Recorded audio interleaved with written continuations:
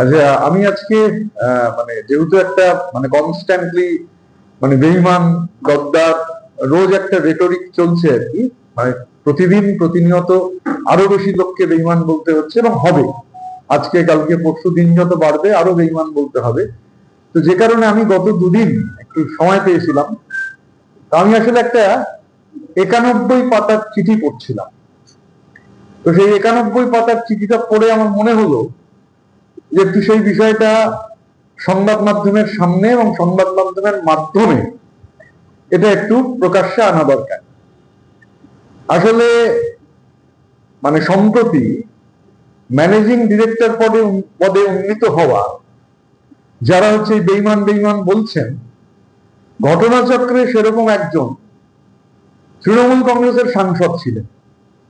সাংসদ থাকা অবস্থায় গ্রেপ্তার হয়েছিল এবং জেলে বন্দি থাকা অবস্থায় একটা 91 পাতার চিঠি, সেই 91 পাতার চিঠি অ্যাড্রেস করা হয়েছিল দেশের প্রধানমন্ত্রীকে, দেশের স্বরাষ্ট্রমন্ত্রীকে, সিবিআই ডিরেক্টরকে। এবং সেই চিঠি তার একজন প্রাণসখা এবং আরো কিছু সাংবাদিক যারা সাহায্য করতে পারেন এই ভেবে সেই চিঠির কপি পৌঁছে দেওয়া হয়েছিল। এবারে এই যে 91 পাতার চিঠি, এবং সেই চিঠিতে উল্লেখ করা হয়েছিল যে তৎকালীন মুখ্যমন্ত্রী মমতা বন্দ্যোপাধ্যায়ের পুলিশ যদি জেলের মধ্যে কিছু করে তাহলে এই 91 পাতার চিঠিকেই যেন তার শেষ বয়ান হিসেবে ধরে নেওয়া হয়। মানে মুদ্রা কথায় অবাঞ্ছিত কোনো ঘটনা ঘটলে যেন সুইসাইড নোট হিসেবে এই 91 পাতার দলিলকে স্বীকৃতি দেওয়া হয়। মানে প্রকৃতপক্ষে জেলে বসে মৃত্যুর আশঙ্কা করা বা মৃত্যুর আশঙ্কায় থাকা এক বন্দির শেষ বয়ান। এখন উনি কথায় কথায় বলেন যে পার্টিকে আমি 10,000 টাকা চাঁদা প্রতি মাসে দিয়ে গিয়েছি। চাঁদা 10,000 টাকা দিয়েছেন, আর হাজার হাজার কোটি টাকার দুর্নীতি সম্পর্কে দেশের প্রধানমন্ত্রীকে, দেশের স্বরাষ্ট্রমন্ত্রীকে, সিবিআই এর ডিরেক্টরকে সেই চিঠি লিখেছেন। আমার ধারণা আপনারা এখানে যে আছেন তারা কেউ চিঠিটা পড়েননি। তা আমি এই 91 পাতার এমনি চিঠিটা ওভারঅল খুব ইন্টারেস্টিং। আমি চিঠির একটা জায়গায় কোট করছি। একটা জায়গায় বলা রয়েছে যে সমস্ত খরচ বাঁচাবার পরও উদ্বৃত্ত 30 কোটি টাকা থেকে গিয়েছিল। সেই 30 কোটি টাকা একজনের কাছে রাখা হয়েছিল কোথাও ইনভেস্ট করবার জন্য। এখন চিঠিটা হাতের লেখা ভালো, ঝরঝরে হাতের লেখা, অল্প কিছু কাটাকুটি আছে, কিন্তু পড়তে সমস্যা হয় না, কাটাকুটি খুব বেশি নেই। এই যে 91 পাতার এটা একটা দলিল, এই দলিল হচ্ছে একটা দল তুলে দেওয়ার জন্য যথেষ্ট। এই 91 পাতার দলিল যা অ্যাড্রেস করা হয়েছিল দেশের প্রধানমন্ত্রী, দেশের স্বরাষ্ট্রমন্ত্রী, সিবিআই এর ডিরেক্টর, এই 91 পাতার দলিল দল তুলে দেওয়ার জন্য যথেষ্ট। প্রকৃতপক্ষে সলতে পাকানো শুরু হয়েছিল তখন। মানে তাহলে এখন একটু মানে ভাবতে হয় যে দলের সাংসদ দলের বিরুদ্ধে কি তখন বেইমানি করেছিলেন? যা লিখেছিলেন এবং যাদের অ্যাড্রেস করেছিলেন আর ওই দলিলে যা আছে সেটা কি তাহলে বেইমানি? এখানে বিভিন্ন ধরনের সাবহেড রয়েছে।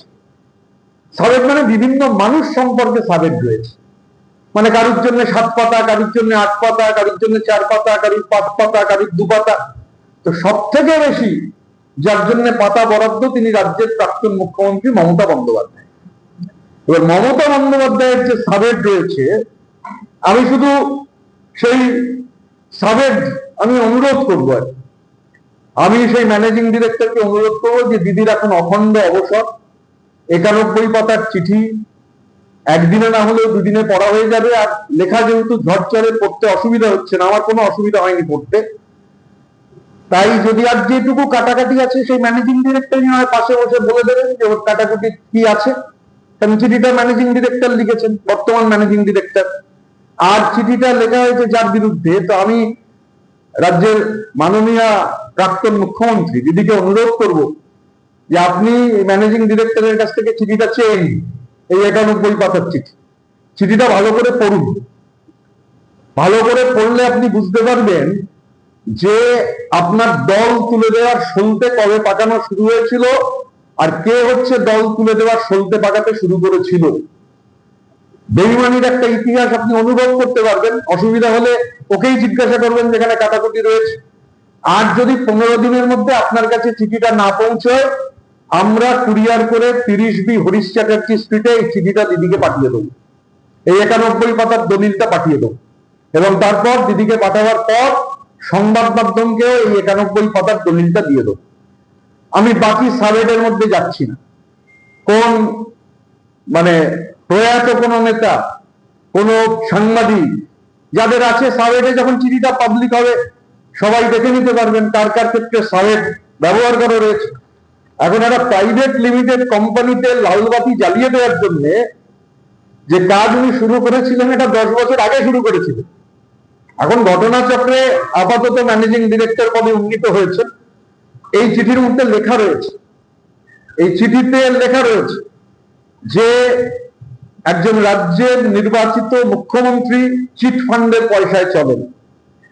এই চিঠিতে লেখা রয়েছে যে গোটা ভারতবর্ষে চিট ফান্ডের সব থেকে বড় বেনিফিশিয়ারির নাম শ্রীমতী মমতা বন্দ্যোপাধ্যায়।